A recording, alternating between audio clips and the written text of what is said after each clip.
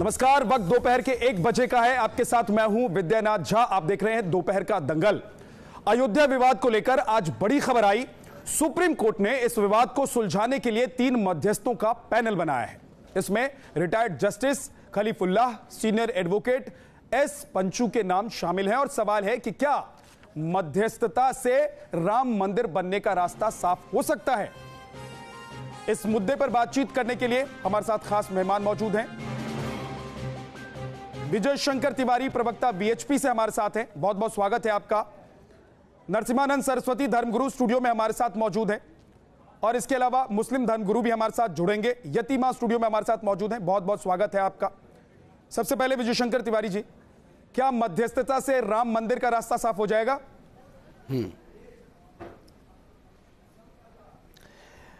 देखो विद्यानाथ जी, इसके पहले जितनी भी वार्ताएं हुई हैं उनका अनुभव कोई बहुत अच्छा नहीं रहा है। वो चाहे स्वर्गीय श्री राजीव गांधी जी के समय की वार्ता हो, चाहे वो विश्वनाथ प्रताप जी की समय की वार्ता हो, और चाहे चंद्रशेखर जी के समय की वार्ता हो, ऐसी जितने भी 5 वार्ताओं उस समय हुई थी, पांचों के जो जब परिणाम आए तो सिफर रहा। यहाँ तक कि ये अपने साक्ष्य के साथ नहीं आते थे, भाग जाते थे। इसलिए मैं कहता हूँ कि इसका कोई बहुत अच्छा परिणाम दिखाई नहीं पड़ा। आज माननीय सुप्रीम कोर्ट ने मध्यस्थता के लिए अपना आदेश दिया है। मैंने कहा कि सारा देश जो देश के संविधान पर मानता है और अपना नतमस्तक करता है, ऐसे सभी लोग सुप्रीम कोर्ट के निर्णय का स्वागत करते हैं। हम भी स्वागत करते हैं, सम्मान करते हैं। लेकिन जिस प्रकार से ओवैसी साहब का एक बात आ गई, हम कहते थे कि ये कहाँ जाएगा, ये निर्णय कहाँ जाएगा। तो अभी आपने देखा है कि किस प्रकार से ओवैसी साहब ने कहा कि श्री पर एक प्रश्नवाचक चिन्ह खड़ा कर दिया। हमने किसी भी जो सदस्य नियुक्त किए गए थे, किसी पर कोई प्रश्न नहीं खड़ा किया था। हमने नतमस्तक कर कहा था ठीक है। 1 मिनट का वक्त खत्म हो गया विजय शंकर जी, लेकिन क्योंकि शुरुआत में 1 मिनट का वक्त देते हैं। मैं आपके पास वापस आऊंगा तो आप अपनी बात पूरी कर लीजिएगा। यतीमा हमारे साथ हैं स्टूडियो में। यतीमा, आपको लग रहा है कि 8 हफ्ते के भीतर जो रिपोर्ट आएगी उससे यह तय हो जाएगा कि मंदिर कितने दिन में बनेगा? देखिए, बहुत ज़्यादा उम्मीद तो नहीं है, लेकिन कोर्ट का एक प्रोसीजर है। उस प्रोसीजर के अंतर्गत ठीक है, 2 महीने जहां इतने साल इंतजार किया वहां 2 महीने कुछ नहीं है। लेकिन वास्तविकता ये है कि जिस तरीके से न्याय का मजाक उड़ाया जा रहा है, सर्वोच्च न्यायालय न्याय का सर्वोच्च मंदिर माना जाता है। जब सब जगह से हताश व्यक्ति हो जाता है तब सर्वोच्च न्यायालय की तरफ रुख करता है। तो आज जो कुछ हो रहा है वो मुझे लगता है कि हिंदुओं के साथ एक बहुत बड़ा विश्वासघात है और इससे कोई बहुत बड़ा हल निकलने वाला नहीं है। क्योंकि जैसा सभी लोग कह रहे हैं, पहले भी वार्ता के बहुत प्रयास हो चुके हैं। ये एक सिंपल प्रोसीजर है जिसके अंदर सुप्रीम कोर्ट गया है। मेरी जमीन पर मेरा कब्जा होना चाहिए, मुझे 1 इंच जमीन से कम नहीं चाहिए। इस पर कोई भी पक्षकार समझौता कैसे कर लेगा, ये समझ के परे बात है। लेकिन फिर भी अगर सुप्रीम कोर्ट चाहता है तो करके देख लेते हैं। ठीक है, आपके पास वक्त बचा हुआ था लेकिन आपने अपनी बात पूरी कर ली। अब मैं नरसिम्हानंद जी के पास चलता हूं। नरसिम्हानंद जी, जब मुस्लिम पक्षकार तैयार हैं मध्यस्थता के लिए, वो तैयार हैं कि बैठकर बातचीत कर लें, तो ऐसा क्यों लग रहा है कि कुछ हिंदू पक्षकार के जो लोग हैं या फिर उनसे जुड़े हुए जो संगठन हैं उनको इस पर विश्वास नहीं है? उनको लग रहा है कि इससे संभव नहीं है हल। देखिए, सबसे पहली बात तो ये है, मुस्लिम पक्षकार इसलिए तैयार हैं क्योंकि वो जानते हैं कि सुप्रीम कोर्ट जब इसमें निर्णय लेगा तो भारत में जो वो झूठ बोलते रहे हैं उनकी पोल खुल जाएगी।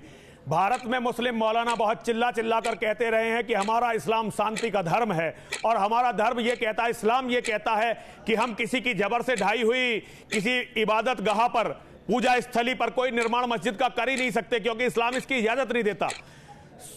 इलाहाबाद हाई कोर्ट इस बात को बिल्कुल क्लियरिफाई कर चुका है। एएसआई जो एक मुस्लिम जिसका नाम था के मोहम्मद, उसमें काम कर रही थी नेतृत्व में, वहां यह तय हो गया था कि वहां पहले एक मंदिर था जिसे ढाकर वहां मस्जिद निर्माण की गई थी। पहली अगर सुप्रीम कोर्ट भी इसको एकदम क्लियर कर देता है तो यह तय हो जाएगा कि भारत के मौलाना इस्लाम को शांतिपूर्ण धर्म जो बताते हैं वो लाखों नहीं, करोड़ों नहीं, अरबों हिंदुओं के कत्ल से, उनके खून से रंगा हुआ एक ऐसा पिशाच है जिसने इस देश को 1400 सालों से नरक में धकेल रखा है। और मेरे लिए इसका महत्व है। 1 मिनट का वक्त खत्म हो गया। नरसिम्हानंद सरस्वती जी, आप जिस तरह की बातें कर रहे हैं इससे तो ऐसा बिल्कुल नहीं लग रहा है कि 8 हफ्ते में कोई सहमति बन पाएगी। इसका कोई विजय शंकर जी, अगर थोड़ा धैर्य दिखाया जाए, थोड़ी बातें अच्छी हो जाए तो संभव है ना कि कोई हल निकल जाए, और बैठकर अगर हल निकल जाए तो उससे बढ़िया क्या हो सकता है? विद्यानाथ जी, 490 साल तक ये हिंदू समाज धैर्य दिखाता रहा है, और उस हिंदू समाज को आप कह रहे हैं धैर्य दिखाया जाए। यानी 490 साल का धैर्य कम होता है क्या? हम ये कहते हैं 1950 में माननीय न्यायालय ने पूजा का अधिकार के विषय में कहा कि आप पूजा करिए, ये मंदिर है।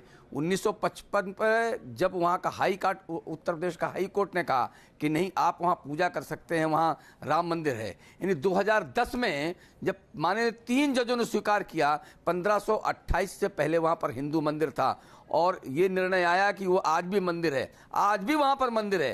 यानी इसके बाद रह क्या जाता है? बहुत बड़ी बात विद्यानाथ जी, जो सबको समझ में आती है, हमको भी समझ में आती है, अब केवल फाइनल हियरिंग का समय बचा है, बाकी सारी प्रक्रियाएं पूरी हो गई हैं।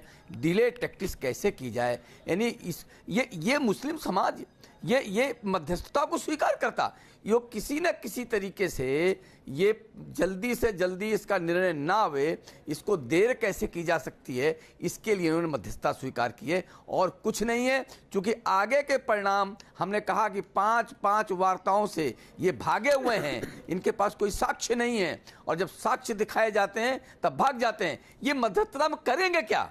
केवल और केवल समय की बर्बादी करवाएंगे ये, और आज स्वीकार कर रहे हैं, जो ये कहते हैं वो करते नहीं हैं। ये इनका चेहरा जमीन पर देश में सबको पता है, हमें इसके विषय में कहने की कोई जरूरत नहीं है। विजय शंकर जी, ठीक है। यतिमा, आपको ऐसा लग रहा है कि सुप्रीम कोर्ट वक्त बर्बाद करेगा? कोर्ट तो कहता है ना भाई कि कम से कम वक्त में ज्यादा से ज्यादा फैसले हमें लेने होते हैं, लेकिन हम फैसले लेते हुए ये ध्यान रखते हैं कि अन्याय ना हो जाए। तो ऐसे में अगर सुप्रीम कोर्ट एक मध्यस्थों का पैनल बना रहा है तो अन्याय कर रहा है क्या?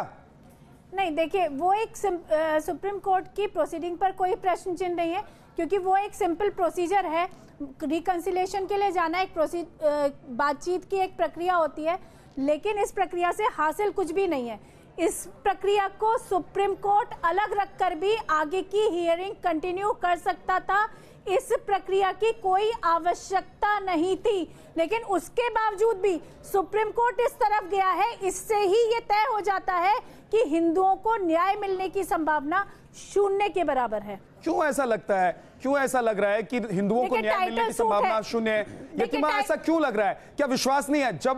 जब आप लोग कहती हैं कि तमाम जो पेपर्स हैं, लीगल प्रोसीजर्स में जो पेपर्स जा चुके हैं वो आपके फेवर में है, फिर आपको ऐसा क्यों लग रहा है? क्या जो ये मध्यस्थ हैं यतिमा, ये कोई अन्याय कर देंगे क्या इन मध्यस्थों पर आप लोगों को विश्वास नहीं है? मध्यस्थ की बात नहीं है, देखिए, मध्यस्थ की बात नहीं है, वो लोग अपना काम करेंगे, लेकिन जमीन के एक हिस्से पर विवाद है कि इसका मालिक कौन है।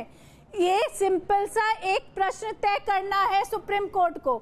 जो सुप्रीम कोर्ट आज तक ये कहता रहा कि ये आस्था का विषय नहीं है, ये मेरे लिए सिर्फ टाइटल सूट है। अचानक से मध्यस्थता का प्रश्न खड़ा करना, सिर्फ डिले करना है, मैटर को उस दिन तक डिले करना है। वही मैंने आपसे पूछा कि क्या आपको लग रहा है कि सुप्रीम कोर्ट मामले को लटका रहा है, तो आप कह रही हैं कि नहीं, सुप्रीम कोर्ट पर आप लोगों को कोई संदेह नहीं है। लेकिन फिर दूसरी तरफ यतिमा आप लोग सवाल भी उठा देती हैं, या तो कोर्ट पर विश्वास कीजिए, फिर एक तरफ आप लोग कहती है कि भाई कोर्ट का जो आदेश आएगा वो हम मान लेंगे, फिर कहती है कि भाई कोर्ट लटका रहा है मामले को। उपाय क्या है, आप ये बताइए ना, उपाय बताइए। तो उपाय आप लोग बैठकर तय करने को, आप लोग बैठकर भी तो तय करने को तैयार नहीं है ना। पक्षकारों ने ये कहा था कि अगर ये पुरातत्व विभाग की रिपोर्ट ये तय कर देती है कि यहाँ पर मंदिर के अवशेषों पर ये मस्जिद निर्माण हुई है, तो हम इस पर अपना मालिकाना हक छोड़ देंगे। लेकिन वो मान गए क्या? नहीं माने, और आगे भी मानने वाले नहीं है।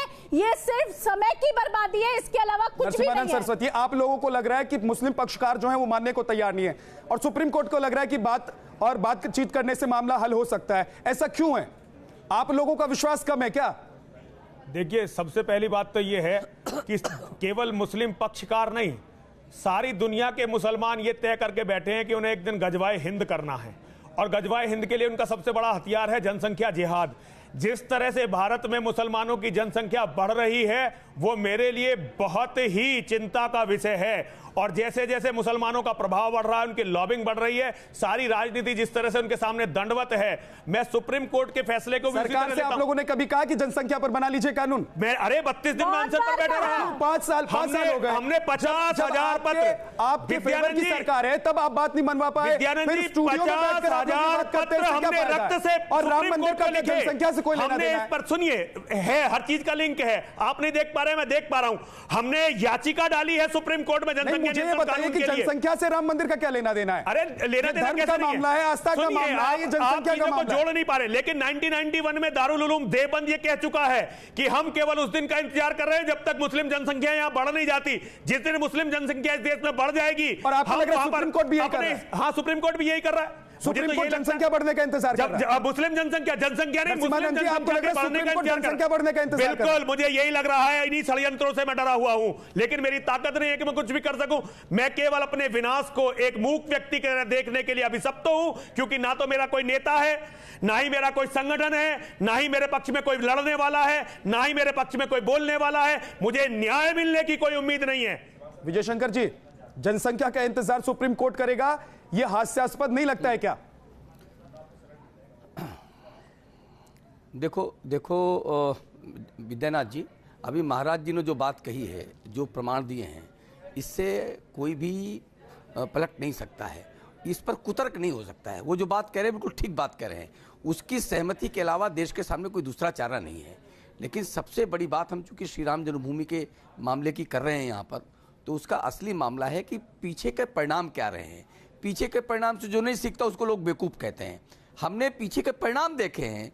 आप ये बताइए, जब विश्वनाथ जी ने के मार्गदर्शन में एक बैठक हुई, वार्ता की बैठक हुई, और उस समय अली खान नदवी साहब लखनऊ वाले, वो उसकी अध्यक्षता कर रहे थे मुस्लिम तरफ से, और जब वो वार्ता हो रही थी, बीच में नाश्ता पानी हुआ और ये नमाज करने चले गए। जब वापस सत्यमित्रानंद महाराज जी ने अपनी झोली फैलाकर कहा कि आप नमाज करके आए हैं, नमाज के बाद जकात की परंपरा है, हम झोली फैला करके आपसे बात करते हैं कि ये हिंदुओं का श्री राम जन्मभूमि, उनको वापस कर दीजिए। आपको पता है कि वापस क्या उत्तर मिला? उत्तर मिला ये कोई माचिस की डिब्बिया नहीं है जो आपको हम दे देंगे।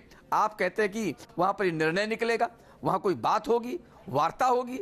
मैं ये कहता हूं कि हम जो भी सुप्रीम कोर्ट ने किया है मैं सम्मान करता हूं, लेकिन पीछे की जो वार्ताएं हैं उनका परिणाम देख करके आगे का आगाज जरूर होता है, और ओवैसी साहब ने जो बोल दिया है उससे भी आगाज होता है। विजय शंकर जी, मैं आपसे एक सवाल पूछूं, आपको क्या लग रहा है कि अगर सुप्रीम कोर्ट ने पहले कहा था ये जमीन का विवाद है, अब आस्था का विवाद सुप्रीम कोर्ट की तरफ से कहा गया, तो क्या हो सकता है इसके पीछे? विद्यानाथ जी, सुप्रीम कोर्ट पर कोई प्रश्न नहीं खड़ा करना चाहिए। एक सर्वोच्च स्थान है जिस पे आज भी देश की आस्था टिकी हुई है, उस आस्था पर प्रश्न खड़ा करना ये बिल्कुल कदाचित ठीक नहीं है। मैं इतना जरूर कहता हूं कि अब फाइनल हियरिंग होने वाली थी, मतलब सारी की सारी परंपराएं पीछे की जितने भी हैं सारी निभा चुकी थे। अब केवल आगे की जो परिणति है वो सुनवाई शुरू होने वाली है। इस बीच में यह मध्यस्थता की बात आ गई, लेकिन मुस्लिम समाज द्वारा स्वीकार करना ये बड़ा क्वेश्चन मार्क है कि वो चाहते हैं कि इसकी ये बहुत डिले हो। कैसे डिले हो सकता है? क्योंकि अगर सुनवाई शुरू हो जाएगी तो बहुत समय नहीं लगेगा। आपको लग रहा है विजय शंकर जी, आपको लग रहा है कि अगर मुस्लिम पक्षकार ये कह देते कि मध्यस्थता में स्वीकार नहीं है तो सुप्रीम कोर्ट कहता ठीक है मध्यस्थ नियुक्त नहीं कर रहे हैं? क्योंकि हिंदू एक पक्षकार ने तो बोला ना कि हमें मध्यस्थता स्वीकार नहीं है, उसके बावजूद तो मध्यस्थ बनाए गए ना। हाँ, क्योंकि ये तो सुप्रीम कोर्ट को ही तय करना है। ये मुस्लिम पक्ष हाँ बिल्कुल। देखो, जो मुस्लिम पक्ष है उसकी हाँ तो सुप्रीम कोर्ट में भी है। जब सुप्रीम कोर्ट में कैसे कैसे टाला जाता है ये बताइए। यू ललित पांच पीठ में एक माननीय जज थे यू ललित, उन पर कैसे कैसे राजीव धवन ने प्रश्न खड़ा किया और उसका कोई लेना देना नहीं था, केवल इतना था कि इसको डिले कैसे करना है। ठीक है, ये उसी का हिस्सा उनकी सहमति है। हम इससे आपको लग रहा है कि मुस्लिम पक्षकारों ने आपको लग रहा है आखिरी 30 सेकंड बचे हुए हैं, आपको लग रहा है कि मुस्लिम पक्षकारों ने हामी इसलिए भर दी क्योंकि वो डिले चाह रहे हैं?